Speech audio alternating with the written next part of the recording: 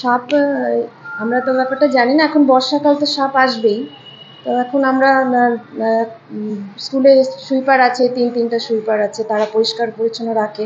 তবুও সাপ এসছে, আমরা ব্যবস্থা নিচ্ছি, বন দপ্তরকে জানাচ্ছি ফোন করে, ওনারা ব্যবস্থা নেবেন। সাপগুলো ধরা হয়েছে। কত ছাত্রী আছে? ছাত্রী প্রায় 1600 ছাত্রী আছে। তারা তো অনেকে এখন ব্যাপারটা জানে না, তাদেরকে জানানো হয়নি, কিছু জন জানে। তবে ওরা এর আগেও সাপ এসেছিল, প্রত্যেক বছর এরকম বর্ষাকালে আসে সাপ ধরা হয়, আবার সেগুলোকে বন দপ্তরে পাঠিয়ে দেওয়া হয়। অনেকে বলছেন পরিচ্ছন্নতা নিয়ে যে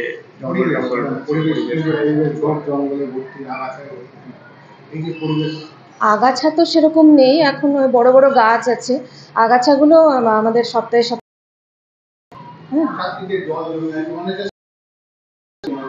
না, এখন তো ওই যে ম্যাথ পার্কের ওই পার্ট এখন পরিষ্কার পরিচ্ছন্নই আছে। আগে থাকতো, এখন ওখানে জায়গাটা পরিষ্কারই করা হয়েছে। এখন